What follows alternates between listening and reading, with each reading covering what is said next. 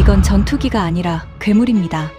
나토 비공개 회의장에서 터져나온 한마디에 유럽 전체가 발칵 뒤집혔습니다. 80년 전통의 유럽 방산을 호령하던 거물이 종이 한 장 앞에서 무너졌습니다. 두 손으로 머리를 감싸쥔 채 회의장을 뛰쳐나간 겁니다. 그 종이에는 대한민국 KF-21의 성능표가 적혀 있었습니다. 대당 732억 원, 전투 효과 4.3배, 유로파이터의 절반 가격, 25개국이 노후 전투기를 교체해야 하는 수십조 원 시장의 주인이 그날 바뀌었습니다. 그런데 그 거물을 무너뜨린 사람은 한국인이 아니었습니다. 도대체 그는 한국에서 무엇을 보고 온 걸까요? 그 충격적인 전말을 지금 공개합니다. 시작하기 전 구독과 좋아요, 그리고 대한민국 파이팅 댓글로 한국을 응원해주세요. 제 이름은 리처드 헤이워드입니다. 올해 54살이고 영국 국방부에서 22년을 일했습니다. 제 직책은 전투기 획득 사업 총괄 심의관. 쉽게 말씀드리면 영국 공군이 어떤 전투기를 살지 그 수십조 원짜리 결정을 심사하는 자리입니다. 제 서명 하나에 납세자의 돈 수조 원이 움직이고 제 보고서 한 줄에 조종사 수백 명의 목숨이 걸립니다. 그래서 저는 평생 단 하나의 원칙만 지켜왔습니다. 숫자는 거짓말을 하지 않는다. 그리고 나는 기업이 아니라 영국 국민을 위해 일한다. 그 원칙 때문에 저는 모든 것을 잃을 뻔했습니다. 그리고 그 원칙 덕분에 저는 역사가 바뀌는 현장의 한가운데 서 있을 수 있었습니다. 이야기는 4개월 전 겨울로 거슬러 올라갑니다. 그날 아침 런던 화이트홀의 국방부 청사. 제 사무실 창밖으로는 잿빛 하늘에서 진눈깨비가 흩날리고 있었습니다. 책상 위에 올라온 공문 한 장이 모든 일의 시작이었습니다. 차기 전투기 획득 사업 종합평가 지시. 향후 유럽 각국의 노후 F-16과 구형 기체들을 대체할 차세대 기종에 대한 종합평가. 보고서를 90일 안에 제출하라는 내용이었습니다. 평가 대상은 5기종이었습니다. 유로파이터 타이푼, 프랑스의 라팔, 스웨덴의 그리펜, 미국의 F-16 최신 개량형. 거기까지는 늘 보던 이름들이었죠. 하지만 5번째 줄에서 제 눈이 멈췄습니다. 대한민국, KF-21 보라매. 저도 모르게 피식 웃음이 새어나왔습니다. 솔직히 고백하겠습니다. 그 순간 제 머릿속에 떠오른 생각은 딱 하나였습니다. 이건 구색 맞추기군.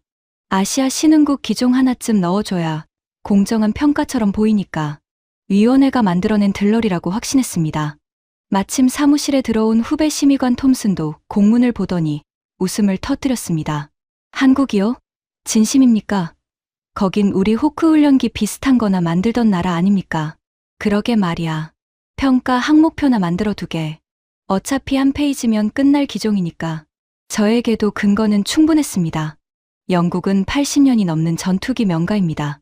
2차 대전의 하늘을 지킨 스피파이어부터 오늘의 타이푼까지 우리는 전투기의 역사 그 자체를 써온 나라입니다.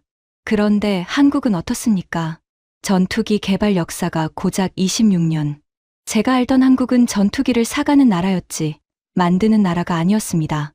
수십 년 전에는 미국의 구형 기체를 사갔고 그 다음에는 F-16을 면허 생산했고 최근에야 F-35를 구매한 나라. 훌륭한 고객이었지 결코 경쟁자가 아니었습니다. 게다가 저는 그 유명한 일화도 알고 있었습니다. 한국이 전투기 독자 개발을 선언했을 때 미국이 4가지 핵심 기술의 이전을 거부했다는 이야기 말입니다. AESA 레이더, 적외선 탐색 추적 장비, 전자광학 표적 추적 장비, 그리고 전자전 장비까지 전투기의 눈과 귀에 해당하는 기술을 전부 거부당한 겁니다. 그 소식이 전해졌을 때 워싱턴과 런던의 복도에서 다들 뭐라고 했는지 아십니까? 엔진 하나 못 만드는 나라가 전투기를 만들겠다니 농담치고는 스케일이 크다고 했습니다. 부끄럽지만 저도 그 웃음에 동참했던 사람입니다. 그날 저녁이었습니다. 퇴근 준비를 하는데 제 휴대전화가 울렸습니다. 모르는 번호였지만 목소리는 단번에 알아들었습니다. 헤이워드 심의관님, 에드워드 애슈턴입니다. 오랜만입니다. 순간 제 손에 힘이 들어갔습니다. 에드워드 애슈턴, BAE 시스템즈의 유로파이터 글로벌 수출 총괄국장. 유럽 방산업계에서 그 이름을 모르면 간첩이라는 말이 있을 정도의 거물이었습니다. 귀족 가문 출신의 명문 사관학교를 나왔고 20년간 유로파이터를 중동과 유럽 전역에 팔아치운 남자. 각국 공군 참모총장들과 직통 전화를 주고받고 국방장관들의 별장에 초대받는 사람. 그의 말 한마디가 곧 유럽 전투기 시장의 시세였습니다. 심의관님이 이번 평가를 맡으셨다는 소식을 들었습니다. 축하도 드릴 겸 식사나 한번 하시죠. 거절은 사양하겠습니다. 공문이 제 책상에 올라온 지 10시간도 지나지 않은 시점이었습니다. 국방부 내부 인사 정보가 실시간으로 그의 귀에 들어가고 있다는 뜻이었죠. 등 뒤가 서늘해졌지만 저는 일단 수락했습니다. 어떤 판이 벌어지고 있는지 직접 확인하고 싶었으니까요. 이틀 뒤 저는 런던 메이페어의 회원제 레스토랑에 앉아 있었습니다. 일반인은 예약조차 할 수 없는 곳이었죠. 묵직한 원목 문을 열고 들어서자 오래된 가죽 소파와 시가향이 코를 찔렀습니다. 벽난로에서는 장작이 타닥타닥 소리를 내며 타고 있었습니다. 애쉬턴은 안쪽 별실에서 저를 기다리고 있었습니다.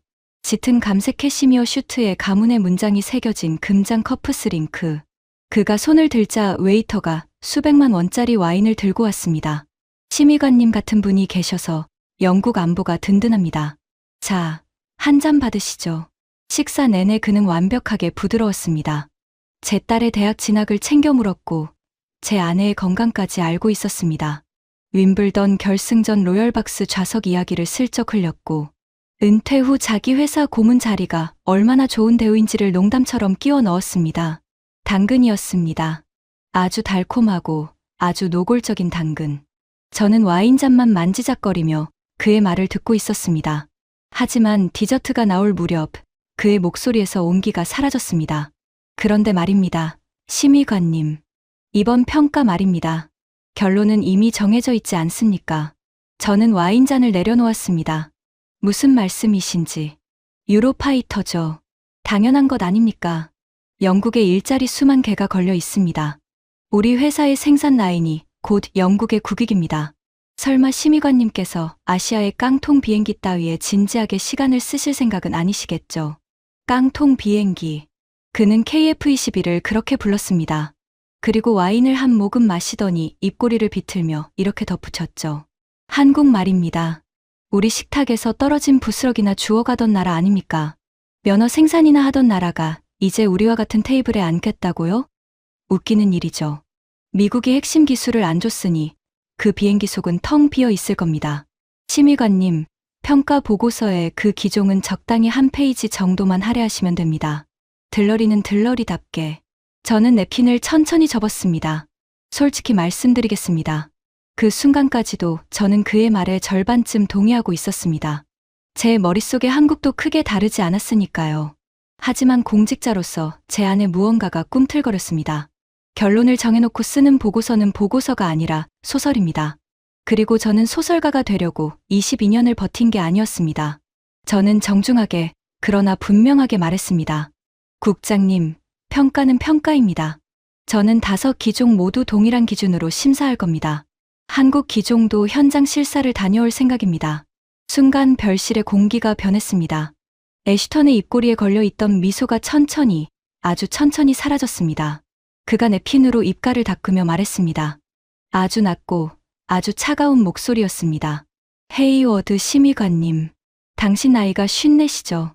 연금 수령까지 6년 남으셨고 따님은 내년에 대학에 들어가고 이 바닥에서 22년을 버티신 분이 왜 갑자기 순진한 척을 하십니까?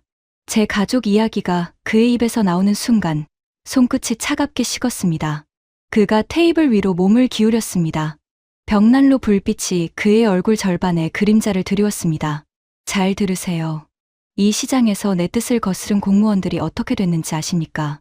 3년 전 독일의 어느 심의관은 라팔에 후한 점수를 줬다가 지금 지방 보급창에서 서류 정리를 하고 있습니다. 5년 전 어느 평가관은 이상한 투서에 휘말려 감사만 2년을 받았죠. 결백했지만 그게 무슨 의미가 있습니까? 커리어는 이미 끝났는데. 그가 와인잔을 들어 올리며 미소 지었습니다. 그 미소가 협박보다 더 소름 끼쳤습니다. 나는 당신을 아낍니다. 심의관님. 그러니 충고하는 겁니다. 한국행 비행기는 타지 마세요. 보고서에 필요한 자료는 우리가 충분히, 아주 충분히 제공해 드릴 테니 당신은 그저 서명만 하시면 됩니다. 그러면 6년 뒤 아주 따뜻한 은퇴를 맞이하시게 될 겁니다. 등골이 서늘해졌습니다. 그것은 권유가 아니라 협박이었고 거래가 아니라 명령이었습니다. 22년 공직 생활에서 이렇게 노골적인 압박은 처음이었습니다. 심장이 빠르게 뛰었지만 저는 떨리는 손을 테이블 아래로 감추며 자리에서 일어났습니다. 식사 잘했습니다, 국장님. 보고서는 제 눈으로 본 것만 적겠습니다. 후회하실 텐데, 후회는 제 몫이죠. 레스토랑을 나서는데 런던의 밤바람이 칼처럼 차가웠습니다. 택시를 잡지 않고 한참을 걸었습니다. 분노 때문이었습니다. 한 기업의 영업국장이 국가의 심의관을 앉혀놓고 결론을 받아쓰라고 명령하는 나라. 그게 제가 22년을 바친 시스템의 민낯이었습니다. 그날 밤 저는 집에 돌아와 서재에서 한국행 출장 신청서에 서명했습니다. 사실 그때까지만 해도 제 목적은 단순했습니다. 한국 기종이 들러리라는 걸 제 눈으로 확인하고 누구도 반박할 수 없는 공정한 탈락 사유를 적어오는 것. 그러면 애쉬턴의 압박도 제 양심도 모두 만족시킬 수 있을 테니까요. 저는 한국이 탈락할 것을 단 1초도 의심하지 않았습니다. 지금 돌이켜보면 우스운 이야기입니다. 저는 한국을 떨어뜨리러 한국에 갔습니다. 그리고 그곳에서 제 22년 직업 인생 전체가 뒤집히는 경험을 하게 됩니다. 일주일 뒤 저는 한국 경상남도 사천에 도착했습니다. 비행기 트랩을 내려서는 순간 한국의 겨울바람이 활주로를 가로질러 제 뺨을 때렸습니다. 숨을 들이쉴 때마다 차가운 공기가 폐속까지 밀려 들어왔죠. 하늘은 시리도록 푸르고 투명했습니다. 런던의 잿빛 하늘과는 완전히 다른 하늘이었습니다. 공항이라기보다는 거대한 군사기지에 가까운 풍경이었습니다. 활주로 끝으로 경납고들이 줄지어 서 있었고 그 너머로 KAI 공장 건물들의 회색 지붕이 보였습니다. 마중 나온 차량을 타고 정문을 통과하던 순간이었습니다. 저도 모르게 상체가 앞으로 쏠렸습니다. 활주로 위에 KF-21 시제기 석 대가 나란히 서 있었습니다. 아침 햇살을 받은 기체가 눈이 부시게 빛나고 있었죠. 저는 직업상 F-15, F-16, F-22, F-35까지 세상의 거의 모든 전투기를 코앞에서 본 사람입니다. 웬만한 기체에는 감흥조차 없습니다. 하지만 그 순간만큼은 인정할 수밖에 없었습니다. 세련됐다. 아니, 아름다웠다. 쌍발 엔진의 흡기구가 동체 양옆으로 벌어진 실루엣은 미국의 최강 전투기들을 연상시켰습니다. 매끈하게 다듬어진 동체 표면에는 레이더 반사를 줄이기 위한 설계의 흔적이 곳곳에 보였습니다. 훈련기나 만들던 나라의 물건이라고는 도저히 믿기 어려운 자태였죠. 하지만 저는 곧바로 고개를 저었습니다. 겉모습에 속지 말자. 예쁜 비행기가 전쟁에서 이기는 게 아니다. 나는 탈락 사유를 찾으러 온 사람이다. 보안 검색은 혀를 내두를 정도였습니다.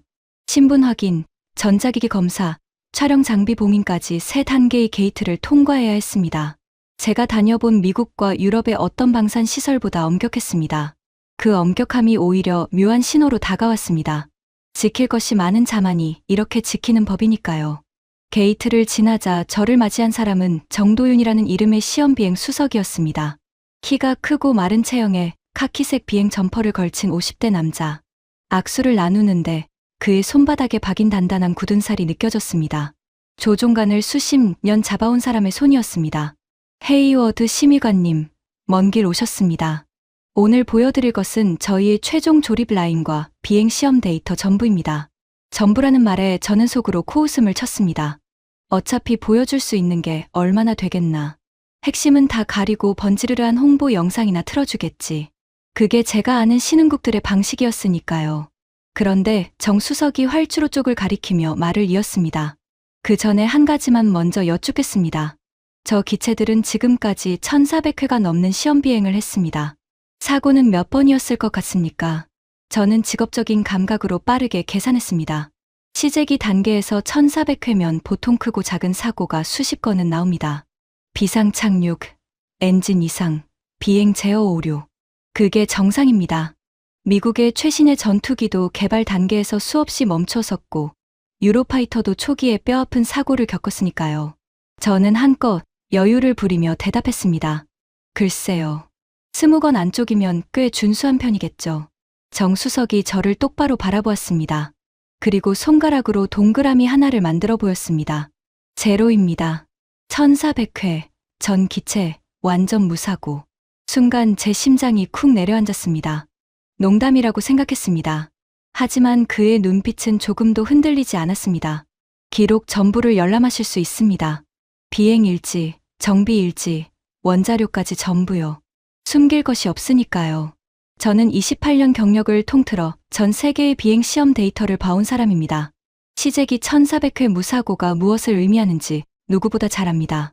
그것은 운이 아닙니다. 운은 100번까지입니다. 1400번의 무사고는 설계 그 자체가 뼈대부터가 비정상적으로 탄탄하다는 뜻입니다. 그리고 원자료를 통째로 열어주겠다는 자신감은 데이터를 조작할 필요가 없는 자만이 부릴 수 있는 자신감입니다. 이건 깡통이 아니다. 그것이 사천에서 받은 첫 번째 충격이었습니다. 저는 애써 표정을 관리하며 수첩을 꺼냈습니다. 하지만 펜을 쥔 손에 힘이 들어가 있다는 걸 스스로도 느낄 수 있었습니다. 탈락 사유를 적으러 온 수첩에 저는 정반대의 문장을 적고 있었던 겁니다. 설계 안정성, 예상을 상회함, 원인 분석 필요. 경납고로 향하는 길에 정수석이 말했습니다. 심의관님, 솔직히 말씀드리죠. 저희는 유럽에서 오신 평가관들이 어떤 마음으로 오시는지 압니다. 들러리 세우러 오신다는 것도 압니다. 저는 흠칫 놀라 그를 쳐다봤습니다. 그가 희미하게 웃었습니다.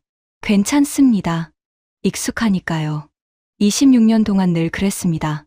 안 될 거라는 말, 불가능하다는 말, 주제를 알라는 말. 저희는 그 말들을 들으며 여기까지 왔습니다. 그러니 심의관님께 부탁드릴 것은 하나뿐입니다. 그가 경납고의 거대한 철문 앞에 멈춰 섰습니다. 눈으로 보신 것만 믿어주십시오. 저희에 대한 소문도, 저희에 대한 기대도 말고 오직 데이터만. 철문이 굉음을 내며 열리기 시작했습니다.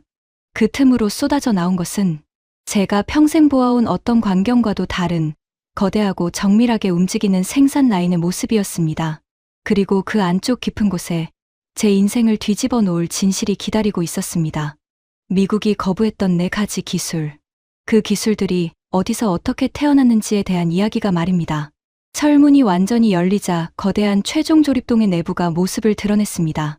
저는 입구에 선 채로 잠시 움직이지 못했습니다. 천장까지 닿은 조립 구조물 사이로 KF-21 동체들이 공정 단계별로 늘어서 있었습니다. 바닥은 먼지 한 톨 보이지 않을 만큼 깨끗했고 작업자들의 동선은 마치 안무처럼 정확했습니다. 공구 하나, 부품 하나에도 전자 태그가 붙어 실시간으로 추적되고 있었죠. 저는 유럽의 자랑이라는 유로파이터 조립 라인을 여러 번 가봤습니다. 독일에서 만든 동체에 이탈리아에서 만든 날개를 붙이고 스페인산 부품이 도착하기를 기다리며 라인이 멈춰 서 있던 광경을 똑똑히 기억합니다.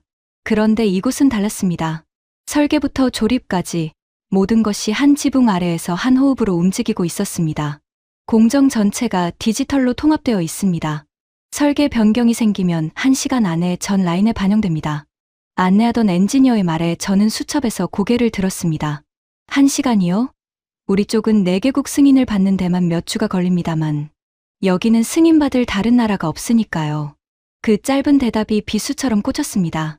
유로파이터의 고질병, 4개국 컨소시엄의 비효율을 단 한 문장으로 정리해버린 겁니다. 저는 애써 화제를 돌렸습니다. 조립이야, 잘할 수 있다. 한국은 원래 제조 강국이니까. 문제는 머리다. 전투기의 두뇌와 눈. 미국이 끝내 거부했다는 그 핵심 기술들 말입니다.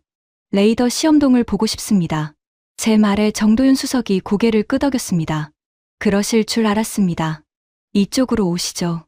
레이더 시험동에 들어서자 서늘한 공기와 함께 희미한 전자 장비 특유의 냄새가 코끝에 닿았습니다. 거대한 전파 무반향실 안에 AESA 레이더가 설치되어 있었습니다. 수천 개의 송수신 소자가 박힌 평판이 조명을 받아 묵직하게 빛나고 있었죠. 한국이 독자 개발한 AESA 레이더입니다. 실측 데이터를 보여드리겠습니다. 화면에 시험 결과가 떠올랐습니다. 동시 추적 표적수, 탐지 거리, 추적 정밀도. 저는 숫자를 따라가던 눈을 멈추고 다시 처음부터 읽었습니다. 그리고 3번째로 읽었습니다. 제가 아는 F-16 탑재 미국제 레이더의 성능 수치가 머릿속에 있었으니까요. 동등하거나 그 이상. 이 데이터, 원자료 검증이 가능합니까? 제 목소리가 저도 모르게 낮아져 있었습니다. 시험 일자별 원본 로그까지 전부 열람 가능합니다. 비행 시험에서의 실제 운용 기록도요. 저는 그 자리에서 2시간 동안 원자료를 파고들었습니다. 트집을 잡기 위해서였습니다. 어딘가에 분칠한 흔적이, 좋은 날만 골라 담은 흔적이 있을 거라고 확신했으니까요. 하지만 없었습니다. 실패한 시험까지 고스란히 기록되어 있었고 실패 원인과 개선 조치까지 추적 가능했습니다. 데이터는 화장하지 않은 맨 얼굴이었습니다. 그리고 그 맨 얼굴이 유럽의 자존심을 위협할 만큼 잘생겨 있었습니다. 수첩을 쥔 제 손에 식은땀이 배어났습니다. 머릿속에서 애쉬턴의 목소리가 울렸습니다. 미국이 핵심 기술을 안 줬으니 그 비행기 속은 텅 비어 있을 겁니다. 텅 비어 있다고요? 아닙니다. 속이 비기는커녕 미국제와 맞먹는 심장이 뛰고 있었습니다. 그것도 남의 심장이 아니라 자기 심장이. 복도로 나오는데 낯선 군복의 장교가 다가왔습니다. 어깨에 인도네시아 공군 휘장이 붙어 있었습니다. 공동개발 파견단장 아리프 위보어 대령이라고 자신을 소개했죠. 영국에서 오셨다고 들었습니다. 평가는 어떠십니까? 아직 진행 중입니다. 저는 직업적인 미소로 답을 피했습니다. 위보어 대령이 활주로 쪽을 바라보며 말했습니다. 저는 이곳에 2년째 있습니다. 처음 왔을 때는 저도 반신반의했습니다. 하지만 지금 우리는 24기 도입 계약을 협상하고 있죠. 7조 2천억 원 규모입니다. 왜인지 아십니까? 그가 저를 돌아봤습니다. 서류로는 보이지 않는 것이 이 활주로에는 있기 때문입니다. 심의관님도 곧 보시게 될 겁니다. 서류로는 보이지 않는 것. 그때는 그 말이 무슨 뜻인지 몰랐습니다. 그저 영업용 수사라고 생각했죠.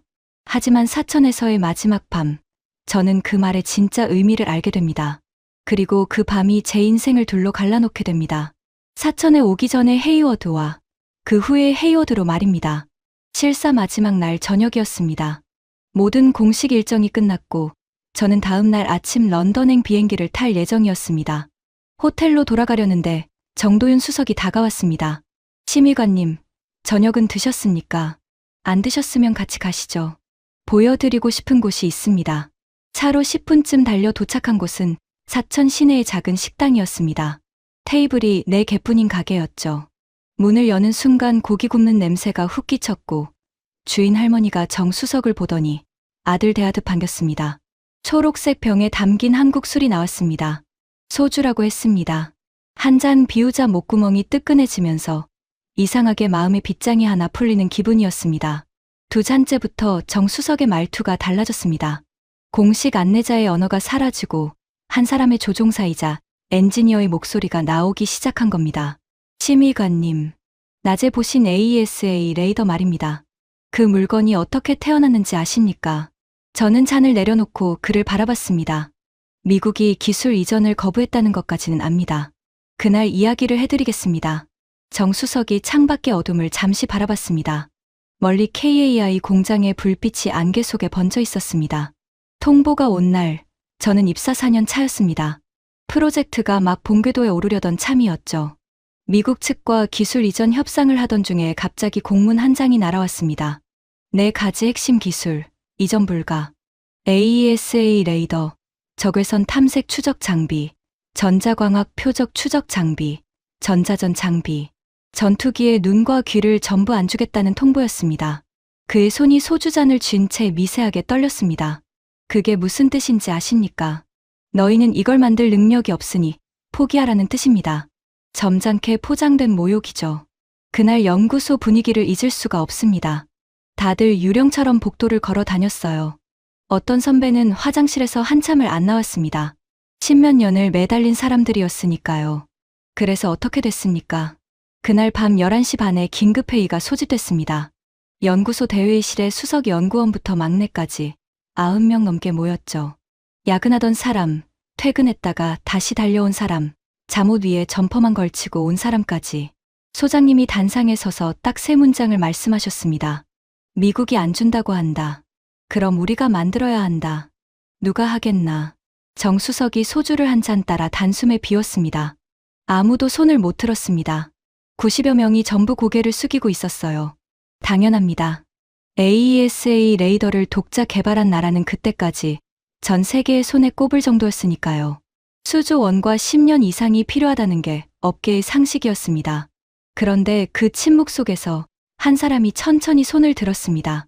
레이더 팀장이었습니다. 그 사람이 딱 한마디 했습니다. 정 수석의 목소리가 잠시 멎었습니다. 그리고 그가 그 한마디를 옮겼을 때 제 등줄기에 전율이 흘렀습니다. 저희가 하겠습니다. 식당 안의 소음이 갑자기 멀어지는 느낌이었습니다. 그 한마디에 한 명씩 한 명씩 손이 올라갔습니다. 나중에는 90여 명 전원이 손을 들고 있었답니다. 그날부터 시작이었습니다. 3년 7개월. 그동안 그 팀에는 주말이 없었습니다. 명절에도 연구소 불이 꺼진 적이 없었어요. 시제품 첫 시험날, 레이더가 표적을 처음으로 잡아냈을 때 연구소에서 통곡이 터졌습니다. 40대 엔지니어들이 모니터 앞에서 서로를 껴안고 어린아이처럼 울었습니다. 미국이 안 된다고 했던 걸 우리 손으로 만들어낸 겁니다. 그리고 4가지 전부, 단 하나도 빠짐없이 전부 만들어냈습니다. 저는 아무 말도 할 수 없었습니다. 펜타곤과 화이트홀의 복도에서 그 거부, 통보를 안주 삼아 웃던 제 모습이 떠올랐기 때문입니다. 우리가 비웃던 바로 그 시간에 지구 반대편의 연구소에서는 90여 명이 밤을 갈아넣고 있었던 겁니다. 정수석이 빈잔을 채우며 말을 이었습니다. 제 아버지는 평생 미군 기지에서 남의 나라 비행기를 정비하셨습니다. 은퇴하시던 날 제게 그러시더군요. 나는 평생 남의 비행기만 닦다간다. 너는 우리 비행기를 만들어라. 제가 첫 시험 비행에서 KF-21을 몰고 사천 하늘에 올랐을 때 조종석에서 아버지 생각에 한참을 울었습니다. 관제탑에서 무슨 일 있냐고 물을 정도로요. 그가 저를 똑바로 바라봤습니다. 눈가가 붉어져 있었지만 목소리는 단단했습니다. 심의관님, 저 비행기는 철판과 부품으로 만든 게 아닙니다. 안 된다는 말을 들은 사람들의 26년으로 만든 겁니다. 보고서에 뭐라고 쓰셔도 좋습니다. 다만 이것 하나만은 기억해 주십시오. 숫자 뒤에는 사람이 있다는 걸. 그날 밤 호텔로 돌아온 저는 한숨도 자지 못했습니다. 창밖으로 사천의 밤하늘이 보였습니다. 노트북을 열고 출장 전에 미리 적어두었던 보고서 초안의 결론 문장을 한참 동안 바라봤습니다. KF-21은 흥미로운 신규 진입자이나 시장 경쟁력은 제한적임. 거짓말이었습니다. 이제는 제가 그걸 알았습니다. 저는 그 문장을 지웠습니다. 그리고 커서가 깜빡이는 빈자리에 새 문장을 적었습니다. 전 항목 재평가 필요. 본 기종은 유럽 방산 질서를 재편할 잠재력을 보유함. 엔터 키를 누르는 손가락이 떨렸습니다. 이 문장이 런던에서 어떤 폭풍을 일으킬지 그때 저는 절반쯤만 짐작하고 있었습니다. 런던으로 돌아온 다음 날 아침부터 이상한 일들이 시작됐습니다. 출근하자마자 국방부 고위층에 호출이 있었습니다. 차관보급 인사의 집무실. 그는 의례적인 인사도 없이 본론부터 꺼냈습니다. 헤이워드 심의관. 한국 출장 보고가 벌써부터 시끄럽던데. 평가는 균형 있게 하셔야지. 균형 있게 하고 있습니다. 데이터 그대로 쓰고 있으니까요. 데이터라. 그가 손가락으로 책상을 톡톡 두드렸습니다. 심의관, 우리 일에는 데이터 말고도 고려할 게 많아요. 동맹의 균형, 산업의 균형, 그리고 사람의 균형. 무슨 말인지 알아들으시리라 믿습니다. 방을 나오면서 저는 확신했습니다. 애슈턴의 손은 제 머리 위까지 닿아 있었습니다. 메이페어의 만찬에서 그가 했던 말은 허풍이 아니었던 겁니다. 오후에는 더 노골적인 일이 벌어졌습니다. 후배 톰슨이 사색이 된 얼굴로 제 방에 들어왔습니다. 심의관님, 전산실에서 연락이 왔는데 심의관님의 한국 출장 자료 폴더에 누가 접근을 시도했답니다. 외부에서요. 저는 즉시 원자료 사본을 만들어 분산 보관했습니다. 22년 공직 생활에서 단 한 번도 해본 적 없는 일이었습니다. 제 나라의 청사 안에서 제가 제 보고서를 지키기 위해 숨바꼭질을 해야 하는 상황. 손이 떨린 건 두려움 때문이 아니라 치욕 때문이었습니다. 그리고 사흘 뒤 애슈턴에게서 직접 연락이 왔습니다. 이번에는 레스토랑이 아니라 제 사무실로 당당하게 찾아왔죠. 그는 노크도 없이 문을 열고 들어와 소파에 앉았습니다. 마치 자기 집 응접실처럼. 심의관님, 좋은 소식을 가져왔습니다. 다음 주 브뤼셀에서 나토 차세대 전투기 비공개 세션이 열립니다. 18개국이 모이는 자리죠. 그리고 제가 힘을 좀 썼습니다. 기조 발표자로 당신을 추천했어요. 저를요? 왜죠? 당신이 한국을 직접 다녀온 유일한 평가관이니까. 권위가 있지 않습니까? 그가 가방에서 USB 하나를 꺼내 테이블에 올려놓았습니다. 발표 자료는 우리 전략실에서 준비했습니다. 당신은 이걸 그대로 띄우고 읽기만 하면 됩니다. 저는 그 USB를 열어보았습니다. 그리고 제 눈을 의심했습니다. KF-21 종합평가라는 제목 아래 자료는 처음부터 끝까지 교묘하게 비틀려 있었습니다. 무사고 1400회 기록은 통째로 빠져 있었고 AESA 레이더 성능은 검증 불가라는 딱지가 붙어 있었습니다.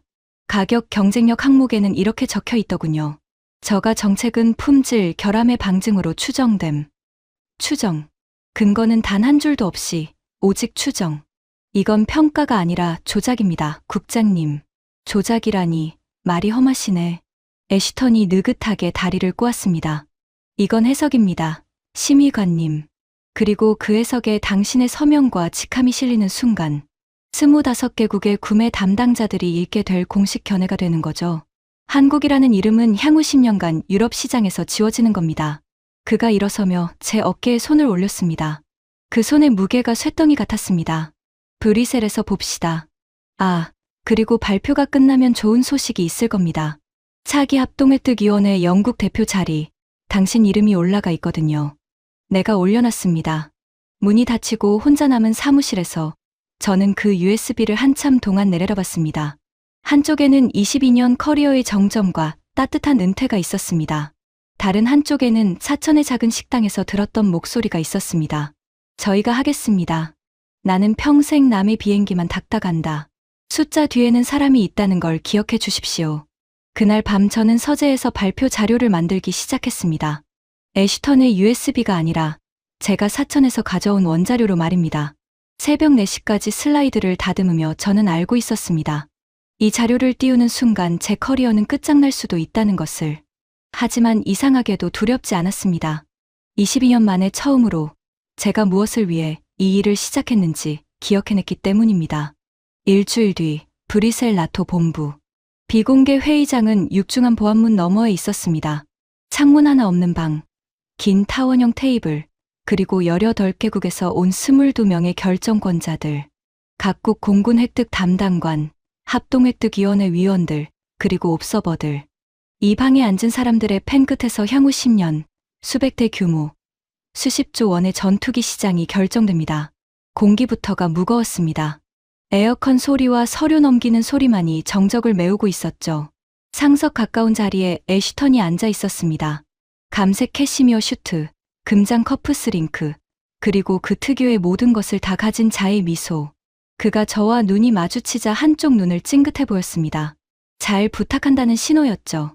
제 안주머니에는 USB 2개가 들어 있었습니다. 그가 준 것과 제가 만든 것. 의장인 나토 합동획득위원장 나르스 홀름그렌이 개회를 선언하자마자 애쉬턴이 손을 들었습니다.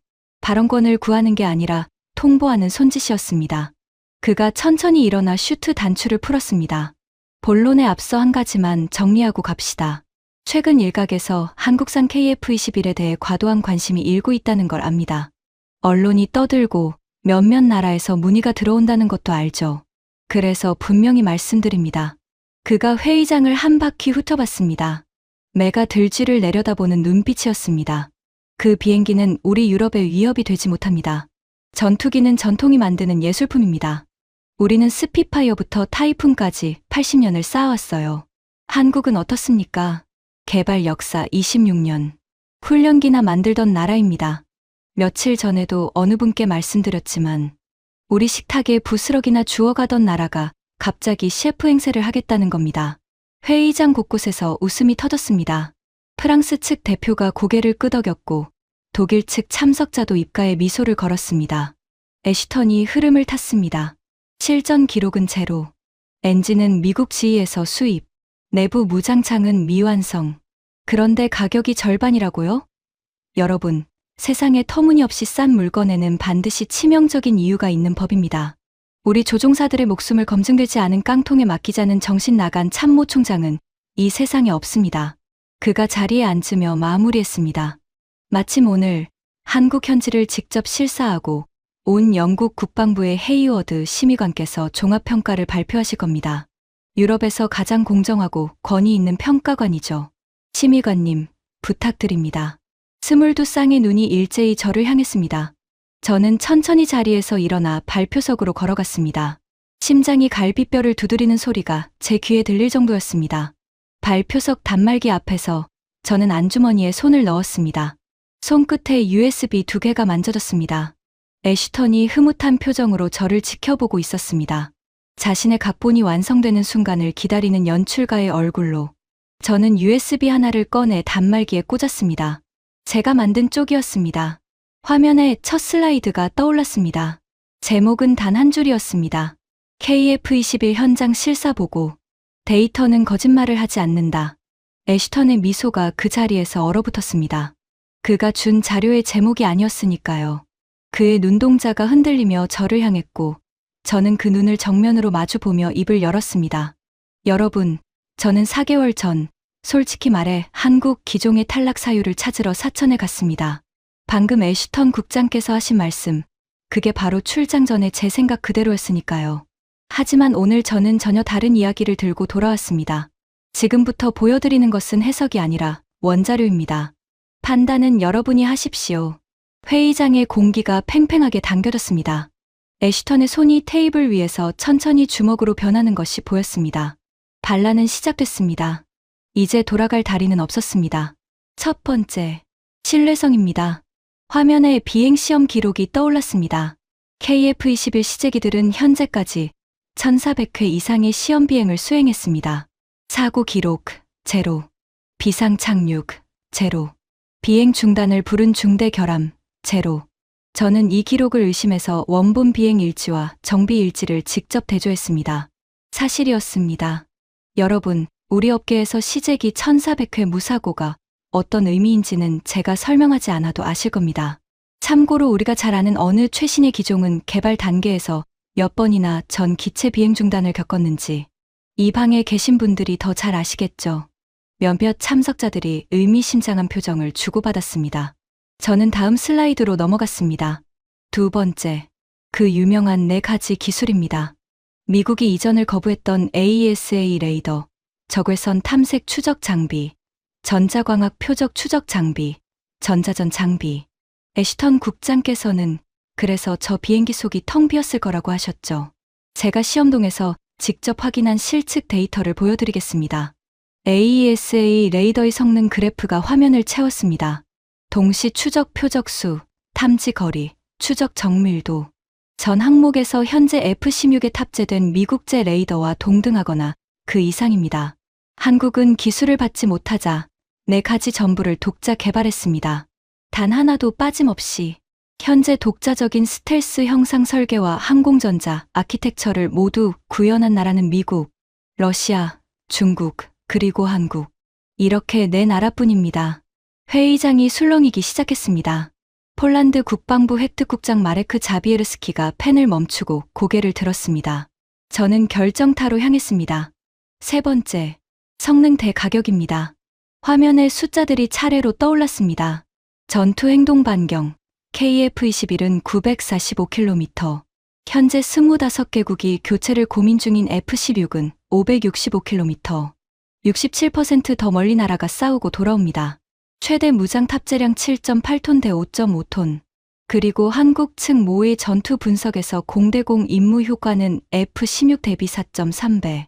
저는 이 4.3배라는 숫자도 의심했습니다. 그래서 산출 모델과 입력 변수까지 검증했습니다. 보수적으로 잡아도 결과는 흔들리지 않았습니다. 이제 가격입니다. 저는 일부러 한 박자를 쉬었습니다. 회의장의 모든 시선이 화면에 못 박혀 있었습니다. 유로파이터 타이푼, 대당 약 1120억 원. 라팔, 비슷한 수준. 그리펜, 약 870억 원. 그리고 KF-21 보라매. 숫자가 화면 중앙에 크게 떠올랐습니다.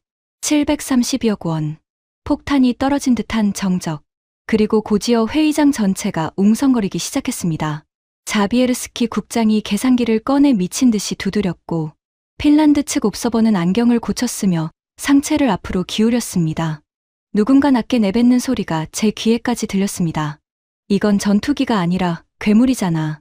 저는 그 말을 받아 못을 박았습니다. 유로파이터보다 35% 저렴하고 가장 싸다는 그리펜보다도 더 쌉니다. 그런데 쌍발 엔진에 독자 개발, AESA 레이더에 4.5세대 중 가장 낮은 수준의 레이더 반사 면적을 갖췄습니다. 자, 애쉬턴 국장께서 아까 말씀하셨죠. 터무니없이 싼 물건에는 치명적인 이유가 있다고. 맞습니다. 치명적인 이유가 있습니다. 단, 구매자가 아니라 경쟁자에게 치명적이라는 게 다를 뿐입니다. 회의장 어딘가에서 참지 못한 웃음이 터졌습니다. 애쉬턴의 얼굴이 시뻘겋게 달아올랐습니다. 그가 테이블을 손바닥으로 내리치며 일어섰습니다.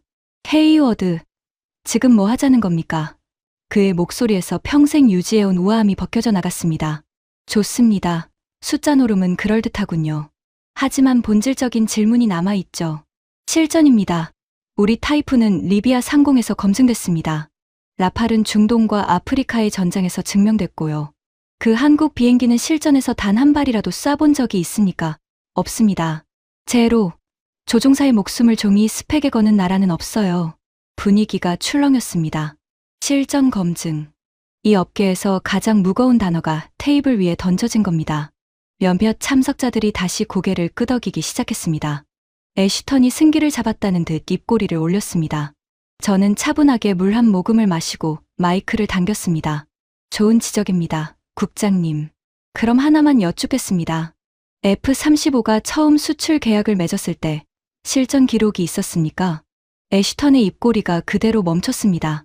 영국이 F-35 도입을 결정한 뒤 그 기종이 처음 실전에 투입되기까지 10년이 넘게 걸렸습니다. 그 사이에 수십 개 나라가 줄을 서서 계약서에 서명했죠. 실전 기록 없이 말입니다. 국장님 논리대로라면 F-35는 단 한 대도 팔리지 말았어야 합니다. 그런데 왜 팔렸을까요? 구매를 결정하는 건 과거의 실전 기록이 아니라 검증 가능한 데이터와 미래 가치이기 때문입니다. 회의장이 다시 술렁였습니다. 핀란드 옵서버가 끼고 있던 팔짱을 천천히 풀었습니다. 그때 침묵을 지키던 자비에르스키 국장이 손을 들었습니다. 헤이워드 심의관, 폴란드 측에서 한 가지 묻겠습니다. 그 AESA 레이더의 시험 데이터, 우리와 공유 가능한 수준입니까? 질문의 형태를 한 관심 표명이었습니다. 그것도 유로파이터의 최대 잠재 고객이 모두가 보는 앞에서 던진. 애쉬턴의 고개가 휙 돌아갔습니다. 자신이 수년간 공들여온 고객이 적진을 향해 손을 흔드는 광경을 그는 두 눈으로 보고 있었습니다. 공식 보고서에 포함될 예정입니다. 제가 답했습니다. 자비에르스키가 고개를 끄덕이며 펜을 들었습니다. 그리고 애쉬턴 쪽은 쳐다보지도 않았습니다. 애쉬턴의 손이 금장 커프스링크를 꽉 움켜쥐는 것이 보였습니다. 우아하게 매만지는 것이 아니라 부러뜨리듯이 움켜쥐는 동작이었습니다. 하지만 그의 눈은 아직 죽지 않았습니다. 그에게는 마지막 카드가 남아있었던 겁니다. 그리고 그 카드는 데이터가 아니라 저라는 인간을 향해 던져지게 됩니다. 쉬는 시간을 알리는 의장의 목소리가 들렸을 때 애쉬턴이 제 쪽으로 걸어오고 있었습니다. 그 얼굴에는 제가 한 번도 본 적 없는 표정이 떠올라 있었습니다. 휴게 시간의 복도였습니다. 애쉬턴이 저를 구석으로 몰아세웠습니다. 가까이서 본 그의 얼굴은 땀으로 번들거리고 있었습니다. 헤이워드, 지금이라도 늦지 않았습니다. 오후 세션에서 정정하세요. 데이터 검증에 한계가 있었다고 한마디만 하면 됩니다. 그러면 위원회 자리도, 당신 연금도, 따님의 미래도 전부 무사할 겁니다. 그리고 정정하지 않으면요? 그의 눈이 가늘어졌습니다. 당신을 묻어버릴 겁니다. 내가 어떻게 하는지는 당신이 더 잘 알 텐데. 저는 그 눈을 똑바로 마주 봤습니다. 이상하게도 두려움이 느껴지지 않았습니다. 사천의 작은 식당에서 들었던 목소리가 제 등을 받치고 있었기 때문입니다. 국장님, 협박은 능력이 없는 자의 마지막 언어라더군요. 오후에 뵙죠. 세션이 재개되자마자 애쉬턴이 발언권을 잡았습니다. 그는 마지막 카드를 꺼냈습니다. 데이터가 아니라 저라는 인간을 향한 카드였습니다. 여러분, 오전 발표를 듣고 한 가지 의문이 들지 않으셨습니까? 영국의 심의관이 왜 이토록 한국 편을 드는가? 제가 입수한 정보가 있습니다. 헤이워드 심의관은 한국 측으로부터 극진한 접대를 받았습니다. 현지에서 술자리까지 가졌다더군요. 이 발표의 중립성 믿으시겠습니까? 회의장이 술렁였습니다. 진흙탕이었습니다.